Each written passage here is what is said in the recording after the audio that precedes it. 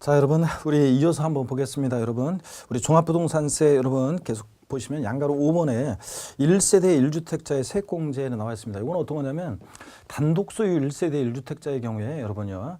자, 그 주택을 보유해서 사는데 예를 들어 1990년대 만약에 중후반에 어떤 사람이 주택을 하나 샀어요. 서울 강남에. 근데 다른 주택 없고 투기 목적 없고 그냥 주택에 주구장창 살았습니다. 근데 이번에 시간이 이제 흘렀고 이번에 이게 종부세 대상이 되는 주택이 됐어요. 그럴 때 이 사람 정년퇴임에서 소득도 없고요. 그 다음에 또 이 사람 뭐 장기 보유한 지밖에 없어요. 그럴 때 이런 사람들 종부세를 도입한 취지는 부동산 과다 보유 투기업자에게 도입했는데 이런 사람 너무 억울하잖아요. 그래서 이런 사람들 구제해주기 위해서 1세대 1주택자에 대해서는 연령별로 보유기한별로 세액공제를 해줍니다. 근데 중요할 것은 1세대 1주택자만 이런 세액공제 혜택을 주는 거지 토지분 종부세에 대해서는 이런 세액공제 혜택 없다는 걸 꼭 주의하셔야 되고 1세대 2주택자도 안 돼요. 1세대 1주택자만 받을 수 있다는 거. 연령별 세액공제는 여러분요. 거기 봅니다. 기업번 공제대상자요. 과세기준일 현재 1세 1주택자면서 밑줄이죠. 만 몇 세요? 60세 이상인 자의 경우에 연령별로 받을 수 있습니다. 60세 이상자부터. 그래서 60세 이상 65세 미만이면 산주세액의 10% 세액공제. 그 다음에 65세 이상 70세 미만 69세까지는 20% 70세 이상이면 30% 세액공제를 해줍니다. 그래서 비교를 한번 보니까 거기 단독명이 1세대 1주택자로서 60세 이상인 경우에 하나한다는 거 밑줄이고요. 자, 그 보기한별로도 한번 공제율도 한번 우리가 살펴볼 필요는 있습니다. 기억하시려고 노력을 하실 필요는 있고요. 동그라미 2번 보시면 보유한별 세액공제 있죠. 공제대상자 봅니다. 역시 1세대 주택자로서 몇 년 보유해야 되냐? 5년 이상 보유할 때요. 이게 나중에 양도소득세에서 장기 보유 특별공제와 헷갈려요. 3년 이상으로 바꿉니다. 3년 이상이 아니라 이것은 5년 이상 보유했을 때 보유한별 공제를 받습니다. 5년 이상 10년 미만이면 산출세액의 20%, 10년 이상이면 40% 세액공제줘요. 자, 그래서 거기 밑줄이죠. 단독명의 1세대 주택자로서 비고란에 5년 이상 보유한 경우에 하나한다는 거. 또 연령별 공제하고 중복 공제가 허용된다는 거. 그래서 1세대 주택자고 나이가 70세고 10년 보유한 주택이면 최대 세액공제를 몇 프로 받을 수 있느냐? 70%까지 받을 수 있다는 거. 자, 중복적 허용된다는 거 밑줄이고요. 그 다음에 여러분 다음 자 이어서 보시면 이 보유기간 계산 이렇게 나가는 이어서 보시면 보유기간 계산 그래가지고 나왔는데 뭐 한번 이런 것도 읽어보시고요. 그 다음에 1세대 1주택자 외와 그 다음에 1세 주택자에 대해서 이렇게 주택분에 대한 거 비교가 돼 있습니다. 자, 돼 있는데 여러분들이 쭉 설명 다 드렸으니까 한번 읽어보시고요. 그 다음에 세부담 상한소 나오는데 종부세는 미리 말씀드리면 당연도 이 주택에 부과된 총세액 상당이라고 그래가지고 재산세과 종부세 합친 금액, 그 다음에 전년도 그 주택에 부과된 재산세과 종부세 합친 금액 이걸 총세액 상당이라고 하죠. 그래서 당연도 총세액 상당액은 전년도 총세액 상당액에 150%를 못 넘게 합니다. 이게 예전에 300%였다가 150%로 바뀐 해에 150%로 바꿔서 나온 적이 있고요. 재산세 우리 세부담 상한선은 이것은 재산세 세부담 상한선 토지건축으로 무조건 150%고 자 주택만 세분화되어 있었죠. 공시가격 3억 원 이하 105%, 3억 초과 6억 이하 110, 6억 초과면 130% 상한선 정도했었는데 재산세는 계산 사례 문제도 세부담 상한선 구하는 사례 문제도 계산 문제가 나왔었어요. 시험에. 종부세는 세부담 상한선 계산 문제가 원래 이게 법령이 복잡하게 돼 있어요. 그래서 너무 복잡하니까 안 나오고 150%만 기억하면 됩니다. 주택분이든 토지분이든 무조건 몇 프로다? 150%입니다. 밑줄이고요. 그 다음에 토지에 대한 종부세는 뭐 한번 보시면 자 주택분을 주택분이 중요하고요. 토지분에 대한 것은 비슷하기 때문에 한번 쭉쭉 보시면 됩니다. 토지 범위 재산세 되는 그 토지고요. 보시고 짱가로 2번에 토지에 대한 종부세 과세 방법 아까도 봤었는데 토지에 대한 종부세는 국내 소재는 토지에 대해서 종합합산 대상과 별도 합산 대상으로 구분하여 과세한다. 연필이나 볼펜으로 살짝 밑줄이요. 자 그래서 이거 시험에서는 슬쩍 뭘 집어넣냐? 토지에 대한 종부세는 국내 소재는 토지에 대해서 종합합산 대상과 별도 합산 대상 및 분리 대상으로 과세 대상으로 구분한다 이렇게 합니다. 자 틀렸죠 여러분들? 분리 대상 토지 슬쩍 집어넣습니다. 그런 거 주의하시고요. 자 그 다음에 또 그 토지에 대한 정의 자체는 재산세와 종부세가 같다. 당구장 표시되어 있는데 그렇습니다. 지적공무상 등록 대상이 되는 토지뿐만 아니라 사실상의 토지를 포함하는 모든 토지예요. 그래서 정의는 같아요. 근데 과세 범위가 달라요. 그래서 종부세에서는 그 분리대상 토지는 종부세상이 아니고 별도나 종합만 대상이 되잖아요. 그래서 과세 범위가 다른 거지 정의는 똑같습니다. 그 다음에 여러분 양가로 3번 보시면 그래서 그런 얘기 나와 있고요. 다만 그 종합합산 대상 토지하고 별도 합산 대상 토지만 대상이 되는 거지. 거기 당구장 표시 보니까 토지분 재산세 분리대상 토지, 저일분리대상 토지인 농지, 목장, 예외적인 임야, 공장용지 등등. 또 그다음에 고일비상 토지는 고불악장 골프장 토지는 종부세 대상이 아니라는 거 여러분이 반드시 알아두시고요. 그다음에 토지분 종합합산세 납세무자 그랬어요. 종합합산세상 토지에 대한 종부세 납세무자는 공시가판 금액 구입이 살짝 밑줄이죠. 얼마요? 5억 초과하자입니다. 이 납세무자 이 기준은 상식적으로 알고 있어야 되죠. 주택분 얼마? 6억 초과. 종합합산세상 토지 5억 원 초과하는 자입니다. 다대지 합종지 등등 이런 것들은 5억 초과 밑줄이고요. 과세표준도 그 바탕 그냥 박스를 보시면 종합합산세상 토지 과세표준요 구조가 주택분하고 비슷해요. 공시가판 금액에서 얼마를 공제한다? 5억이요. 왜 5억 공제하느냐? 5억 초과하는 자가 납세무자니까 5억까지는 납세무가 없죠. 그러니까 자 종합합산세상 토지 공시가판 금액에서 5억 공제한 금액으로 다 그럼 틀리고 얘도 반드시 뭘 곱하냐? 공정시장가액비를 곱합니다. 몇 프로에 무조건 80% 곱한 금액이고요. 그 다음에 이런 것들 보시고 자 80% 무조건 곱하고 양가로 3번 세율 매세액인데 종합합산세상 토지 세율은요. 자 넘기시면 그 표를 보시면 그냥 종합합산세상 토지는 그냥 3단계 초과 누진세율 정도 된다. 이거만 알면 돼요. 재산세에서도 그렇고 종부세도 그렇고 종합합산과 별도합산상 토지는 3단계 초과 누진세율 요것만 아시면 되고요. 그 과표 아래에 그 표 아래에 그 동그라미 2번 이중과세세 공제도 뭐 똑같은 얘기입니다. 이중과세를 피하기 위해서 종부세 산출세액에서 재산세 뺀다는 얘기, 공제한다는 얘기 나와 있고요. 세부담 상한선은 토지분 주택분인데 무조건 몇 프로? 150%라고 말씀드렸습니다.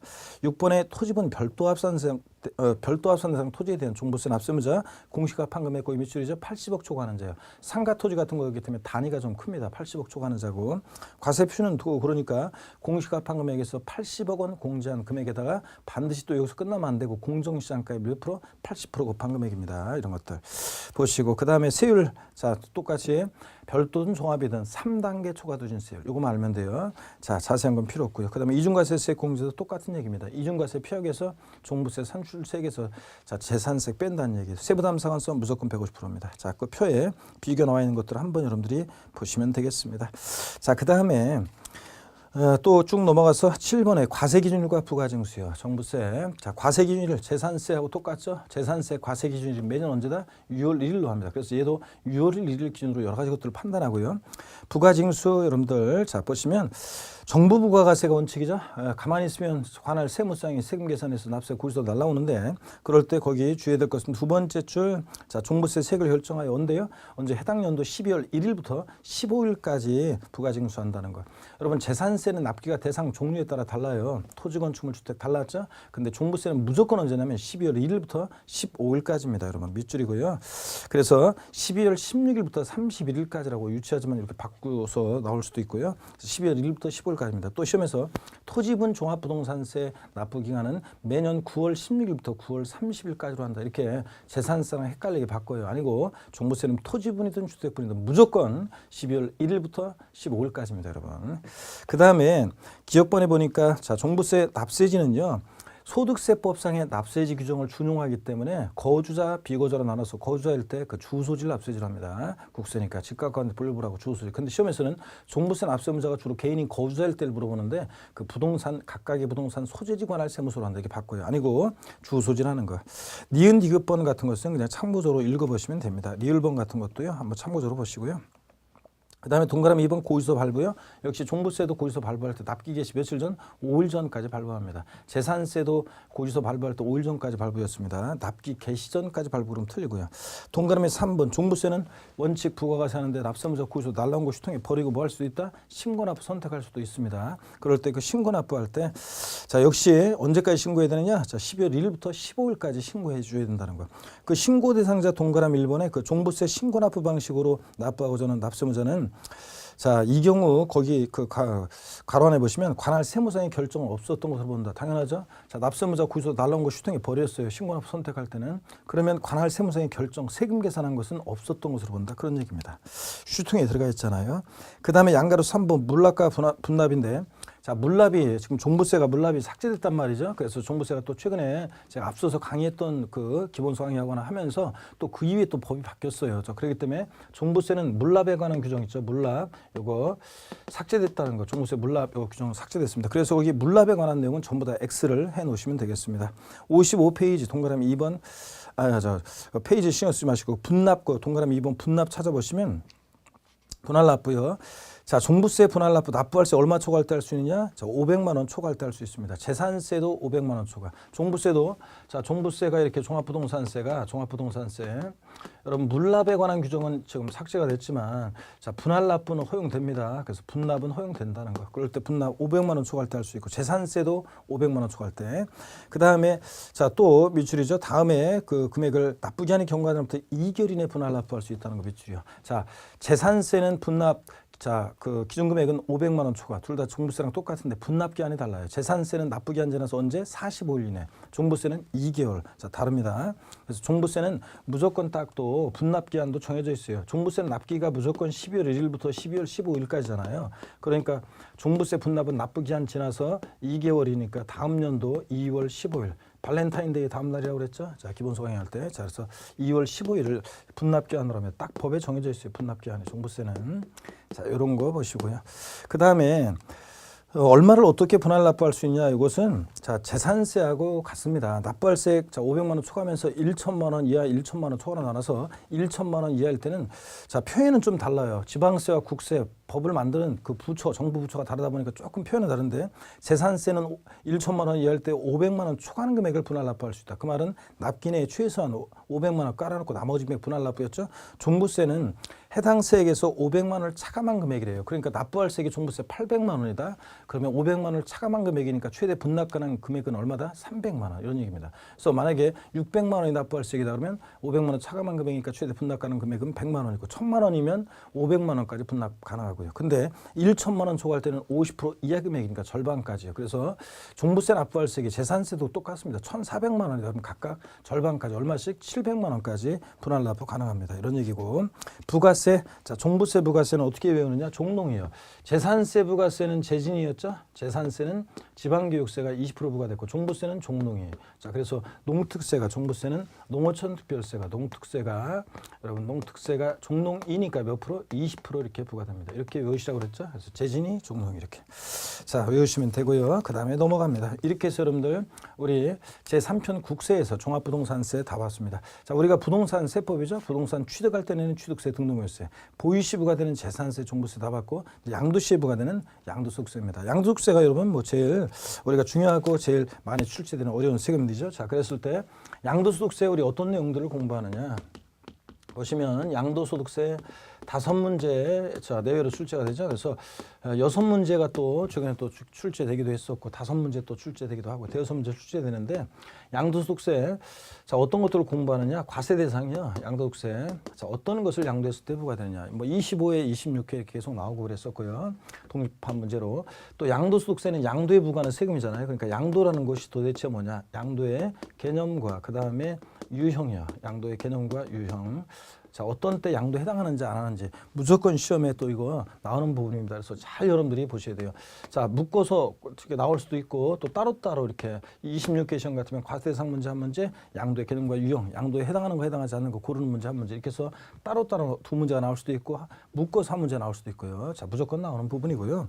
그 다음에 양도소득세 또 양도 또는 취득의 시기 어느 때를 양도 시기로 하고 취득 시기로 하느냐. 자, 이거 보유기간 판정 때문에 그런 거죠. 예, 보유기간 그러면 그 당해재산 취득일로부터 양도일까지로 해서 우리가 보유기간을 판단해요. 양도세는 몇 년 보유하느냐에 따라서 세금 계산이 확 달라지죠. 그랬을 때 보유기간 판정하기 위해서 어느 때를 취득일로 하고 양도일로 하느냐가 중요하잖아요. 근데 시험에서는 가끔씩 나오고 있습니다. 그래서 25회 시험 때 나왔어요. 그래서 자, 독립한 문제로 뭐 26회 시험 때는 제가 독립한 문제로 나올 가능성이 낮다. 뭐 이렇게 얘기하기도 했었습니다. 가끔씩 시험에 나오는 뭐 그런 부분입니다. 어떡하네, 이 부분. 그 다음에 양도소득세에서 제일 또 중요한 부분은 양도소득세 계산하는 계산 과정에 많은 중요한 논점들이 있죠. 그래서 이 계산 과정, 과세 표준 결정하는 과정, 또 세율. 자, 그래서 계산 과정에서 많은 중요한 논점이 있고 이 부분에서 시험 문제는 뭐 2-3문제가 출제가 되고 있습니다. 그래서 아주 중요한 부분이고 제일. 자, 몇 문제 나오느냐가 문제죠. 여기서는 맨날 나오는 거고요. 그 다음에 양도세 세금 계산했으면 내야 저 납세지를 어디로 하고 납세 절차요. 양도소득세 신고 납부하는데 그 관련한 얘기도 시험에 독립한 문제든 종합 문제든 이것도 무조건 시험에 거의 나옵니다. 무조건. 그다음에 어떤 경우에 양도소득세를 비과세하느냐. 비과세 양도소득. 이것도 1세대 1주택 비과세를 중심으로 해서 시험 문제 또 거의 매년 또 자주 나오고 있습니다. 매년 나온다. 뭐 그런 건 아니지만 아주 자주 나오고 있는 부분입니다. 자, 그러면 이런 것들을 테마로 해서 양도세는 대여섯 문제가 출제가 됩니다. 자, 여러분 교재를 보시면 양도소득세 제2장, 자, 양도세 총설입니다. 양도소득세 의 읽어보시는 거고요. 자, 그 다음에 양도세 성격도 그냥 참고적으로 보시는 거고요. 과세권자와 납세지를 여러분 보시면 과세권자는 당연히 뭐 관할 세무상이고 국세니까 납세지 하여튼 이게 소득세법상의 납세지 규정을 준용해서 거주자일 때를 주로 물어보는데 거주자 국내 주소나 183일 이상 거소가 있는 거주자다 그러면 자 거주자다 그러면 주소지를 납세지로 합니다. 그 시험에서는 자 개인인 거주자일 때 양도세 납세지는 그 양도 물건 소재지 관할 세무서로 한다 X입니다. 주소지 국세니까 주소지 이렇게 기억하시고 자 양도세 과세 대상이죠. 반드시 여러분이 알고 있어야 되는데 자 부동산 토지 건물은 당연히 양도세 대상입니다. 자 그런데 그래서 미등기 토지, 건물 또는 무허가 건물 포함되는데 실질과 현직상 양도세 역시 등기되지 않아도 등록되지 않아도 허가받지 않아도 과세하니까 당연한 얘기입니다. 자, 그 다음에 부동산에 관한 일정한 권리도 대상인데 여러분요. 지상권, 전세권, 등기된 부동산 임차권이 부동산 사용 수익에 관한 권리로서 대상인데 주의할 것은 거기 지상권, 전세권 되어 있잖아요. 그러면 지상권과 전세권이 되어 있어요. 그러면 지상권과 전세권을 여러분이 묶어가지고 얘네들은 등기와 무관하게 대상이 됩니다. 등기와 무관하게 과세 대상이 돼요. 그래서 등기된 지상권이나 전세권 한해서 대상이 되는 게 아니라 미등기 전세권, 미등기 지상권도 등기되지 않은 지상권이나 전세권도 대상이 된다는 걸 여러분이 꼭 주의하셔야 되겠습니다. 그리고 거기 써놓으시고 용익물권 중에서 지상권, 전세권은 대상인데 지역권은 대상이 아니에요. 거기 당구장 표시 나와 있죠? 지역권 아니고 또 부동산 임차권은 반드시 등기된 것만 대상이지 자 26회 시험에도 대상이 아닌 거 골라라 해서 등기되지 않은 부동산 임차권 대상이 아닙니다. 밑줄이고요. 그 다음에 부동산에 관한 권리 중에서는 부동산을 취득할 수 있는 권리가 있죠. 이 권리를 갖고 있으면 부동산을 취득할 수 있는 권리가 있습니다. 그래서 건물이 완성되는 때 건물과 이에 딸린 토지를 취득할 수 있는 권리. 그래서 아파트 당첨권, 그 다음에 분양권, 입주권 같은 거예요. 얘네들을 아파트 당첨권, 분양권, 입주권 얘네들을 이제 여러분들이 얘네들을 뭐라고 하냐면 얘네들이 건물이 완성되는 때 길어서 말라올게요. 건물이 완성되는 때 건물과 이에 딸린 토지를 취득할 수 있는 권리로서 아파트 당첨권, 분양권, 입주권을 말합니다. 본계약 체결하면 갖고 있다 본계약 체결해서 아파트 완공되면 취득할 수 있게 되잖아요. 아파트 당첨권, 분양권, 입주권 이런 애들. 부동산을 취득할 수 있는 권리입니다. 자, 그래서 건물이 완성되는 때 이에 따른 건물과 이에 따른 토지를 취득할 수 있는 권리예요. 그 다음에 여러분 보시면 거기 또 부동산을 취득할 수 있는 권리에는 토지 상환채권, 주택 상환채권 같은 거예요. 이런 것들은 나중에 갖고 있으면 상환이란 말 들어있죠. 주택으로 토지로 바꿔주니까 부동산 취득할 수 있는 권리입니다. 근데 국민주택채권 같은 것은 백날 갖고 있어 보세요. 이자는 붙어 있을지언정 국민주택으로 안 바꿔줘요. 그러니까 대상이 아닙니다. X고 자, 그거 체크하시고 또 그 다음에 부동산 매매 계약 부동산 매매 계약 체결하면서 계약금만 지급한 상태에서 양도하는 권리예요. 이것도 부동산 취득할 수 있는 권리가 된다고 그랬습니다, 여러분들. 자, 그래서 뭐 아파트 어떤 주부 수강생이 물어봤는데 아파트 분양 계약 체결하면서 시동생 명의로 아파트 분양 계약을 체결하고 계약금을 치렀어요. 근데 잔금 치르기 전인데 애들 아빠 명의로 이걸 명의를 바꾸려고 하는데 어떤 세금이 문제되나요? 자, 갑은 부동산을 취득할 수 있는 자, 권리를 양도했다고 본다고 그랬습니다. 자, 부동산 매매 계약 체결하면서 계약금을 치렀다는 것은 치른 자가 우선적으로 그 계약을 완성시킬 수 있는 지위 권리를 갖고 있다는 거죠. 그럼 권리를 양도했다고 봐서 양도세 대상이 된다고 그랬습니다. 그 다음에 기타를 사는 글자 그대로 몽땅 싸가리다가 아니라 얘는 기타 자산 글자 그대로 네 가지 종류가 있는데 자, 두 가지가 중요합니다. 사업용 고정자산과 함께 양도하는 영업권이요. 이 사업용 고정자산이 뭐냐? 토지, 건물, 부동산에 관한 권리를 말합니다. 이 토지, 건물, 부동산에 관한 권리 이런 사업용 고정자산과 함께 양도하는 영업권만 대상이지 그 옆에 단독 영업권만 양도하면 기타 소득세 대상입니다. 양도세 대상이 아니라는 거 체크고요. 자, 그 다음에 특정 시설물 이용 회원권, 명칭 불문하고 이용권, 회원권 다 대상입니다. 골프, 콘도미니엄 회원권, 또 그 다음에 헬스클럽 회원권 등등이요. 근데 여러분 동네에 있는 헬스클럽 회원권은 대상이 된다 안 된다? 그것도 된다고 그랬습니다. 면적, 가액, 시설 기준 필요 없어요. 남보다 배타적 우월적 지위에서 이용할 수 있는 이용 회원권은 다 대상이 됩니다. 근데 다만 여러분 동네에 있는 헬스클럽 회원권은 누가 프리미엄 받고 넘긴다고 할 때 그걸 누가 사는 사람이 누가 있어요? 안 사니까 거래가 안 된다는 뿐이지. 하여튼 명칭 불문하고 대상이 됩니다. 그 다음에 부동산 관련한 특정 법인 주식 두 가지가 있어요. 자, 그런데 이런 것들 중요하지 않습니다. 그래서 뭐 50, 50, 3년 내 50 해가지고 이렇게 이제 뭐 특수업종, 스키장, 골프장, 휴양, 콘도 같은 거 영위하는 부동산 과다보유 법인에 주식인데 얼마나 과다하게 보유하고 있냐? 이 법인의 전체 자산 총 가액 중에서 부동산 등이 차지하는 비율이 전 80%를 넘어요. 부동산 많이 보유하고 있죠. 이런 법인에 있어서 뭐 스키장이나 골프장 법인이나 콘도 영위하는 법인이면 그런 법인은 뭐 부동산 빼놓으면 뭐 있겠습니까? 그래서 이런 법인에 있어서 부동산 등이 차지하는 비율이 80%를 넘을 때 이런 법인은 단 한 주를 매각해도 대상이 된다. 그래서 80% 단 한 주 뭐 이렇게 외우고 그러는데 하여튼 뭐 잘 모르셔도 되고요. 그냥 한번 읽어보시고요. 하여튼 기타라는 산에서는 두 가지 특정 시설물 이용 영업권하고 그 다음에 사업용 고정성과 함께 한다는 영업권이 중요합니다. 주식 출자 지분요. 비상장 법인 주식은 무조건 대상이 돼요. 근데 주권 상장 법인 주식은 여러분들이 주식 거래할 때 양도소득세 안 내잖아요. 일반적으로. 자, 주권 상장 법인 주식은 대주주가 양도하거나 또는 장외거래, 증권시장을 통하지 않고 거래할 때만 대상이에요. 둘 중에 하나만 해당되면 대상인데 여러분은 소액주주자 증권시장을 통해서 거래하니까 대상이 아닌 거죠. 여러분들이 거래하는 주권 상장 법인 주식. 그 다음에 2016년 1월 1일 이후 양도분부터는 파생상품이요. 코스피 200 선물 옵션에 해당하는 이 일정한 파생상품, 금융상품이 양도세 대상이 됐다는 것만 아시면 되고 이 파생상품은 자세한 내용은 모르셔도 됩니다. 그 다음에 이어서 보시면 그 양도의 개념이 있잖아요. 양도의 개념 한번 봅니다. 그 코스닥 시장의 지분율이 4%라고 되어 있는데 이거 2%로 좀 고셔야 되겠네요. 뭐 대주주 요건이 중요하지는 않습니다. 유가증권 상장한 법인 지분율 1% 이상, 시가총액 25억 이상, 또 코스닥 상장 법인은 대주주 요건이 지분율이 4%라고 되어 있는데 2%입니다. 2%. 여러분 2%로 고치고 4%로 되어 있는데 2%고요. 그 다음에 또는 지분율이 2% 이상이거나 또는 시가총액이 20억 원 이상일 때 이렇게 한번 보시고요. 자, 그 다음에 양도의 그 개념 한번 봅니다. 양도의 개념.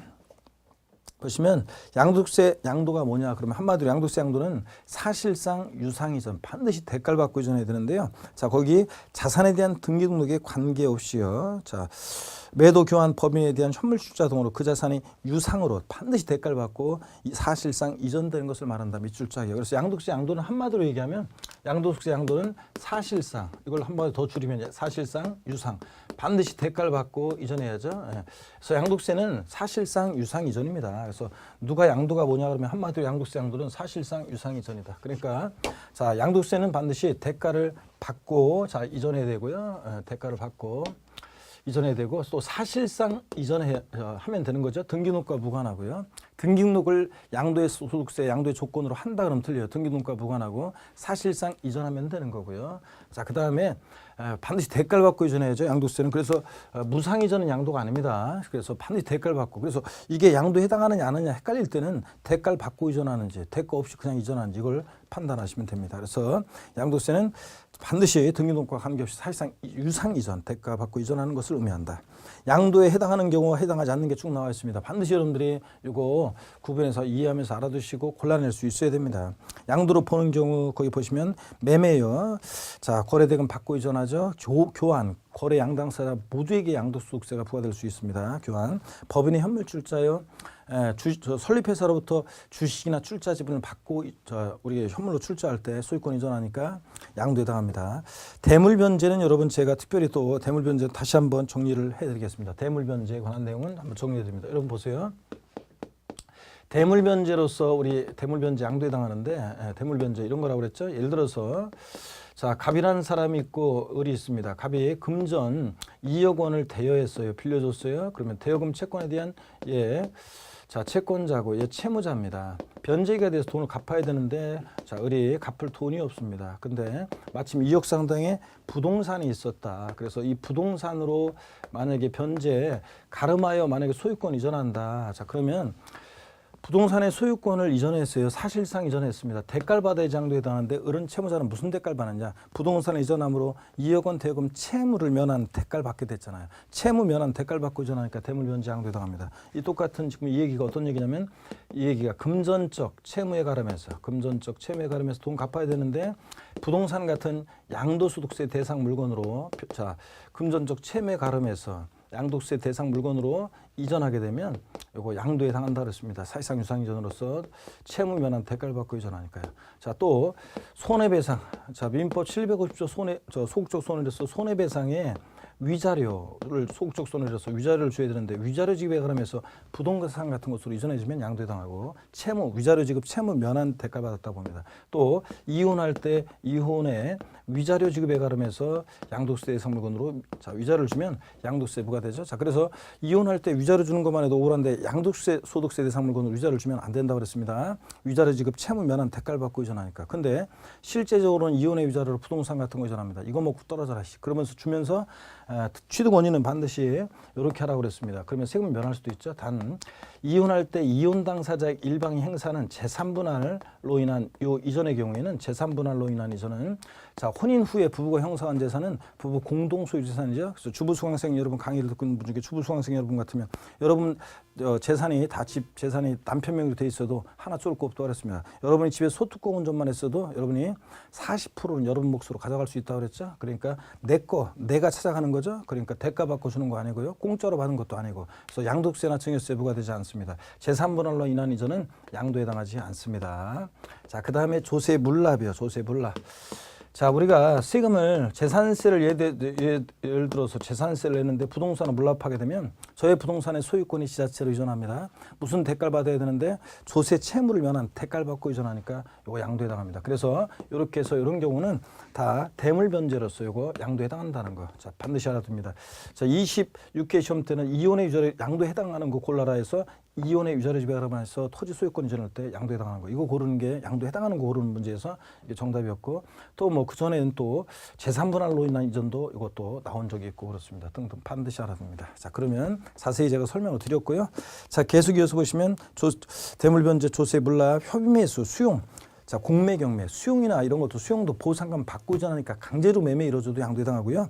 또 그다음에 공매나 경매, 임의 경매든 강제 경매든 공매든 경락 등 받고 이전하니까 양도에 해당한다고 그랬습니다. 자, 그다음에 부담부 증여는 좀 이따 보고 그 세 번째 거에 그 양도로 보는 경우에 위자료 지급에 가름해서 부동산을 대물변제했다 그러면 자, 양도에 해당한다 그랬습니다. 근데 위자료 지급 채무를 많은 대가를 받고 저는 단 1세대 1주택인으로 비과세요건 갖춘 주택으로 대물변제할 때는 양도소득세. 자, 비과세요건을 갖춘 주택으로 대물변제했다. 자, 그럴 때는 1세대 비과세요건을 갖췄잖아요. 그러니까 과세되지는 않습니다. 그런 때는. 자, 그리고 두 번째 그 부담부 증여에 관한 것을 자, 잘 보셔야죠. 부담부 증여. 부담부 증여에 있어서는 증여자의 채무를 수증자가 인수하는 경우에 그 채무액 상당액은 요거 채무액 상당액은 양도에 해당한다고 했습니다.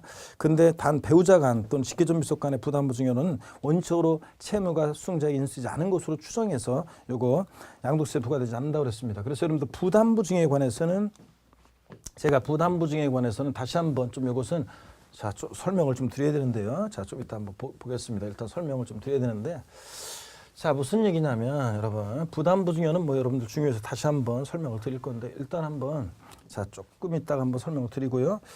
일단은 나머지 것들을 한번 좀 보겠습니다. 보고 제가 부담부 증여는 좀 이따가 한번 금방 설명을 드리겠습니다. 여러분 자, 여기 보시면 나머지 것들을 한번 봅니다. 부담부 증여 좀 이따 보고 양도로 보지 않는 경우를 먼저 봅니다. 증여 기부 등의 무상 양도, 무상 이전은 양도에 해당하지 않는다고 했습니다. 반드시 대가를 받고 이전해야죠. 또 환지 처분으로 인한 지목 지번 변경되는 경우, 보류주로 충당되는 경우 정책적 목적으로 양도에 해당하지 않습니다. 꼭 알아두시고요.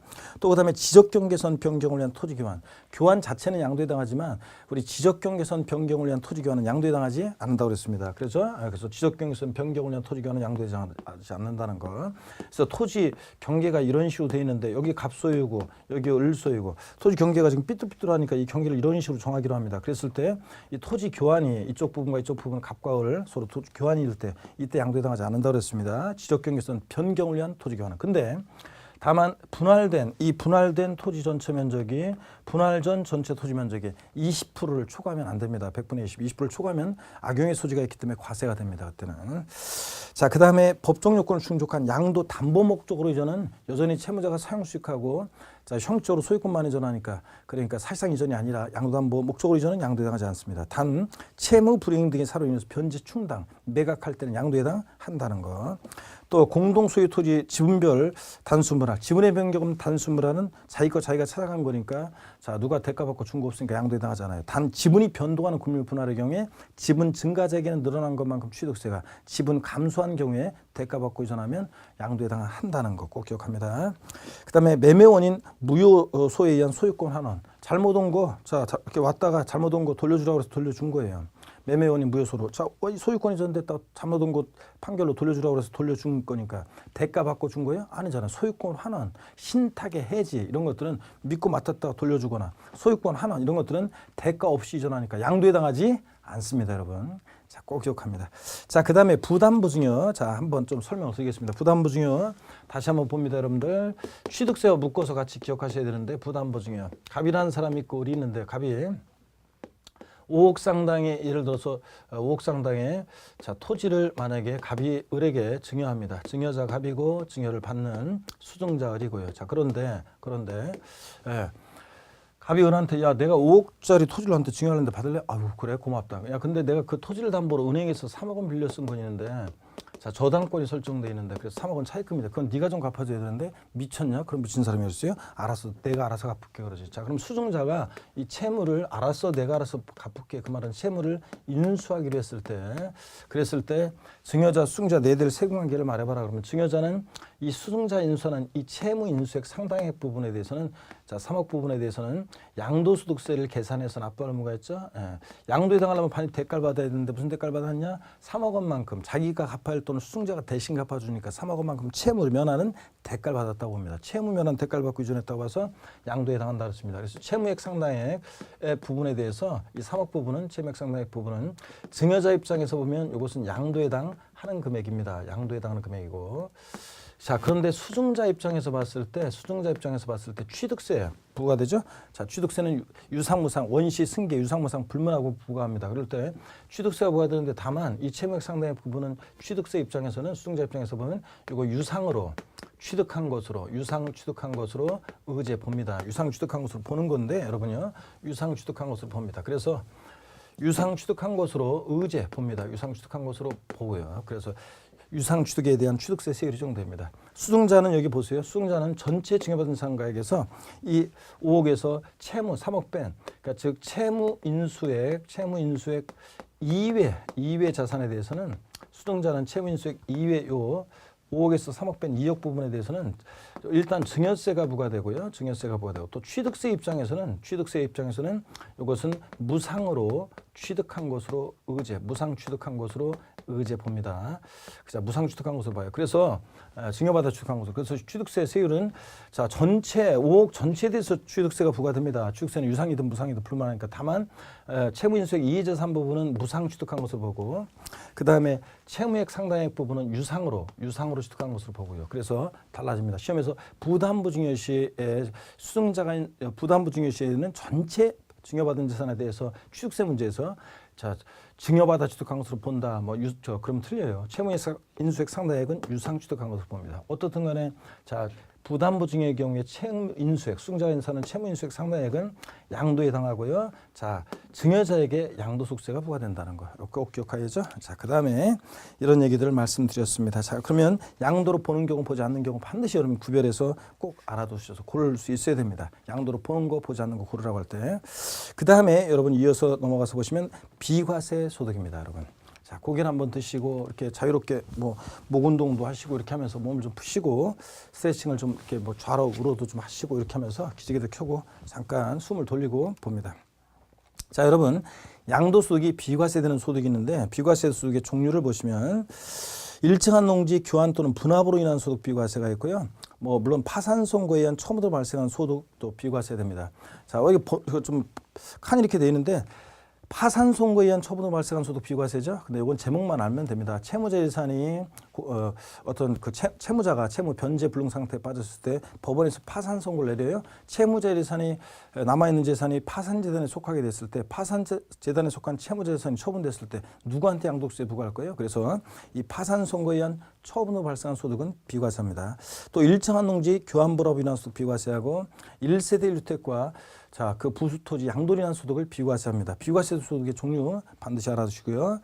자, 세 가지. 그 다음에 일정한 농지 교환불합으로 인한 소득 비과세는 크게 중요하지 않았습니다. 출제될 가능성이 19회, 20회 나왔었는데 그렇게 중요하지는 않은데 편하게 보시면 됩니다. 그래서 교환 또는 분합하는 쌍방 토지가액의 차액이 가액이 큰 편에 얼마? 4분의 1 이하여야 된다고 그랬습니다. 그러면 이 요건이 어떤가 하면 이런 거예요, 여러분들. 말 그대로 한번 보세요. 교환분합하는 A농지 가액은 교환분합하는 A농지 가액은 이 A농지 가격이 예를 들어서 뭐 10억 원이라고 하겠습니다. 10억. 그다음에 교환분합하는 B농지 가액은 예를 들어서 이게 뭐 8억 원이라고 하겠습니다. 그러면 쌍방 교환분합하는 토지 가액의 차액이요. 고액 토지 가액, 저액 토지 가액을 뺀 차액이 얼마입니까? 2억이죠, 차액이. 큰 편 토지 가격 10억에 얼마요? 요거 4분의 1 이하라고 그랬어요. 4분의 1 이하란 말은 요 차액이 요거보다 작거나 같아야 한다는 얘기죠. 자, 그러니까 이 차액이 요거 큰 편 토지 가격 4분의 1이요. 3분의 1로 바꿀 수도 있습니다. 10억에 4분의 1이니까 얼마입니까? 2억 5천만 원이죠. 자, 요 차액이 이거보다 지금 작잖아요. 그러니까 A농지와 B농지는 교환분합 시 비과세 받을 수 있다는 얘기입니다. 근데 또 보세요. 만약에 교환분합하는 A농지 가격은 예를 들어서 10억이고 자, 교환분합하는 B농지 가격은 예를 들어서 이것이 5억 원입니다. 쌍방 교환분합하는 토지 가격의 차액이 얼마입니까? 5억 차액이. 큰 편 토지 가격에 10억에 얼마? 4분의 1 이하야 돼요. 작거나 같아야 됩니다. 그러니까 10억에 4분의 1이면 2억 5천만 원이죠. 그런데 이게 지금 더 크잖아요, 차액이. 그러니까 A농지와 B농지는 교환분합 시 비과세 받을 수 없다 그런 얘기입니다. 그러니까 차액이 너무 차이가 나면 악용의 소지가 있기 때문에 그렇다는 얘기입니다. 자, 이렇게 이해하시고요. 그 다음에 동그라미 2번 다음에 해당하는 농지 교환분합의 사유가 나오는데 동그라미 기역 니은 디귿번은 줄긋고 외우는 게 아니라 읽어보면 국가나 자체가 개입이 돼 있거나 법령 규정에 의해서 교환 분합하는 경우입니다. 리을번은 밑줄인데 경작상 필요에 의해서 교환하는 농지 그랬습니다. 여러분 보세요. 차이점이 어떤 거냐. 기역니은 디귿번은 교환뿐만 아니라 분합도 비과세 사유예요. 그런데 리을번 경작상 필요에 의한 경우는 교환만 비과세 사유지 분합은 인정이 안 돼요. 비과세 사유로. 그 다음에 동그라미 기역니은 디귿번은 국가나 자체가 개입이 돼 있거나 법령 규정에 의한 거니까 악용의 소지가 없어서 단서 규정이 없어요. 악용의 소지가 없어서. 근데 리을번은 악용의 소지가 있기 때문에 경작상 필요에 의한 것은 반드시 신농지에서 몇 년? 3년 이상 제천 작용해야 한다는 그런 요건이 있다는 거. 이런 것들을 주의해서 보시면 되겠습니다. 그 다음에 1세대 1주택과 그 부수토지 양도련 소득 비과세입니다. 1세대가요. 양도일현재 국내 자 1주택을 몇 년이요? 2년을 보유해야 되는데 자 여러분 1세대가 양도일현재 국내에 1주택이면 돼요. 그러니까 해외에 있는 주택은 주택수 계산에 포함하지 않습니다. 국내에 주택 하나가 있고 미국에 주택 하나가 있으면 국내 주택을 양도할 때 1세 몇 주택 양도로 봐? 1주택 양도로 봅니다. 또 양도일 현재만 1주택이면 되지 과거의 집이 몇 세에 있었는지는 상관없습니다. 양도 시점만 1주택이면 된다는 이런 의미고 또 몇 년 보유하면 된다? 2년 보유하면 됩니다. 예전에는 서울 같은 수도권 5대 신도시의 경우 보유한 중 2년 거주했어야 되는데 지금 거주요건 폐지됐습니다. 그리고 지금은 2년만 자 보유하면 되고요. 다만 가로 안에도 또 밑줄입니다. 2년 밑줄이고 가로 안에 비거주자가 여기서 말하는 비거주자는 그 집에 안 사는 사람이 아니라 우리 소득세법상 거주자 비거주자를 말합니다. 국내 주소나 183일 이상 거주가 없는 비거주자가 해당 주택을 3년 이상 계속해서 보유하고 계속 밑줄입니다. 그 주택에서 거주한 상태로 거주로 전환됐을 때는 몇 년 보유해야 되고요? 3년을 보유해야 한다는 거 밑줄. 자, 그다음에 단 다음의 경우는 제외한다 그랬는데 자 일단 거기 그 동그라미 1번 보세요. 우리 1세주택 비과세는 주택과 함께 양도되는 일정 면적까지 주택 부수토지 양도량 소득을 비과세합니다. 그럴 때 주택 정착 면적의 도시적은 5배, 도시 밖은 10배까지를 주택 부수토지 양도량 소득으로 비과세합니다. 10배, 5배를 넘는 부분은 일반 토지 양도로 과세가 되겠죠. 예. 그 다음에 미등기 양도하면 미등기 양도하면 요거 미등기 양도에 따른 무조건 요거 과세입니다, 여러분. 미등기 양도는 비과세 폐지하고요. 밑줄이고 미등기 양도. 그 다음에 3번 거래 당사자가 매매계약서의 거래가액 실질거래가액과 다르게 적었다. 허위계약서 작성했다는 얘기죠. 업계약서나 다운계약서 썼다는 얘기입니다. 이럴 때는 역시 비과세 감면 다 폐지합니다. 자, 그 다음에 고가주택이요. 고가주택이라는 것은 실질거래한 가액이 기준시가 아니고 양도세에서는 실질거래한 가액이 얼마? 9억 원 초과하는 주택을 양도했다 그러면 고가주택은 비과세 폐지합니다. 9억까지는 물론 비과세고 9억 초과하는 부분만 과세죠. 그렇기 때문에 자 비과세권을 갖춘 고가주택의 양도차익 계산은 안본 계산합니다. 일반적인 양도차익 곱하기 양도가액 평균비를 뺀 양도차익 곱하기 양도가액분의 양도가액 마이너스 9억 원 이렇게 안본 계산합니다. 자, 그 다음에 또 1주택과 재개발 재건축 조합원이 입주권을 보여다가 그 주택을 양도하는 경우 자 이건 이거라고 그랬죠. 여러분 보시면 1세대가 1주택과 1조합원 입주권이요. 입주권은 조합원 입주권은 주택이 아니죠. 문 열고 들어갈 수가 없잖아요. 부동산에 관한 권리 중 부동산을 취득할 수 있는 권리입니다. 그런데 1세대가 이렇게 1주택과 1조합원 입주권을 보여다가 이 주택을 양도할 때는 입주권도 주택수 계산에 포함해서 1세대 몇 주택? 2주택, 1세대 2주택 양도로 봅니다. 자, 여러분 요거 주의하시면 되겠습니다. 자, 이렇게 해서 여러분들 보시고요. 그다음에 59, 그다음에 양가로 2번을 계속 봅니다. 양가로 2번을 보시면 1세대 주택 개념이요. 자, 1세대 주택 개념. 자, 우리 1세대 주택 비과세에 관해서 자세한 내용이 나와 있습니다. 그럼 한번 쭉 한번 요것도 자, 1세대 주택 비과세가 또 자주 시험에 나오기 때문에 쭉 한번 자, 보셔야 되겠습니다.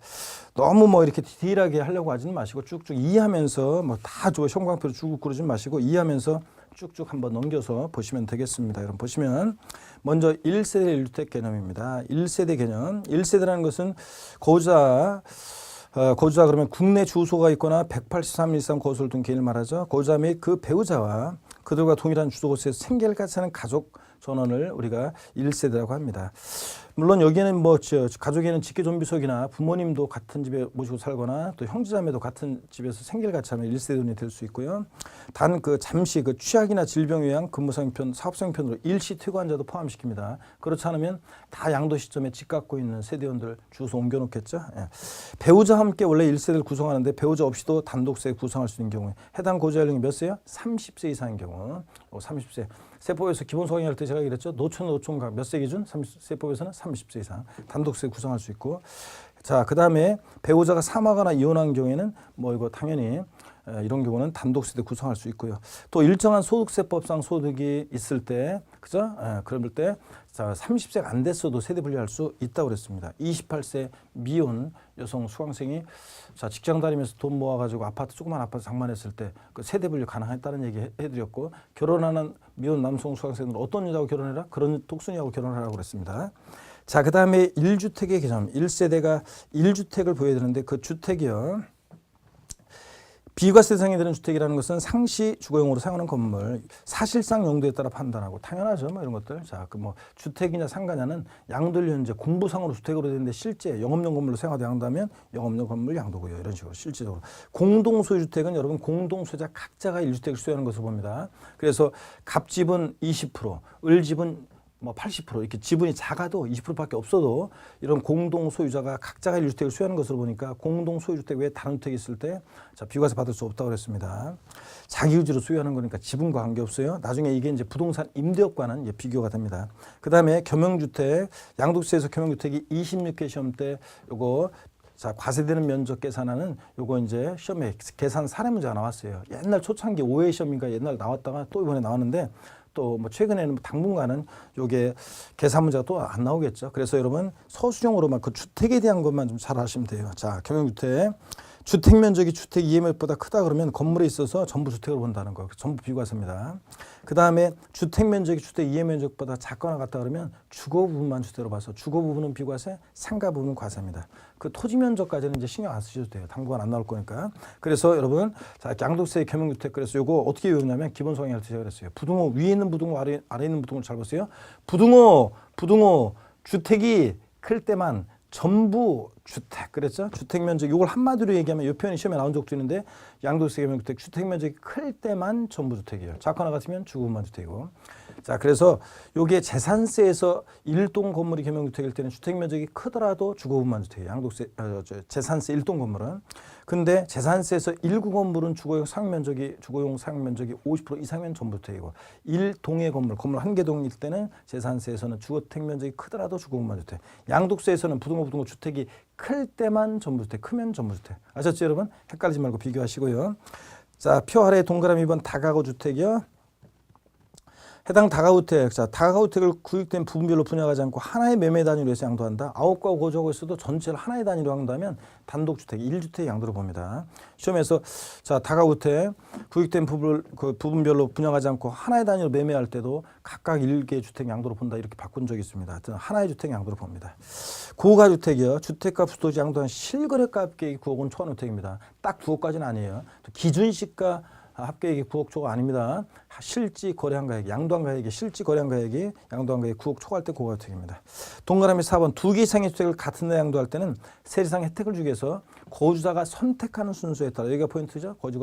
거주자가 선택하는 순서에 따라 양도 순서를 정할 수 있습니다. 뭐 보유기한이 가장 긴 주택을 먼저 양도한 것으로 본다. 뭐 국세청장이 정하는 순서에 따라 한다. 아닙니다.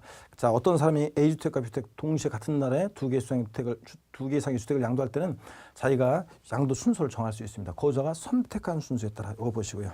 자, 1세대가 1주택을 2년 보유하고 양도해야죠. 1주택을 양도해야 되는데 주택 2개예요. 그중에 하나를 양도했는데도 1주택 양도로 보는 특례에 나와 있습니다. 자, 보시면 동그라미 1번에요. 종전주택을 양도하기 전 다른 주택을 취득하여 1세대 2주택이 된 경우. 자, 주거이전을 목적하는 일시적 1세대 2주택은 우리 실생활에서 뭐 부지기수로 벌어지는 일입니다.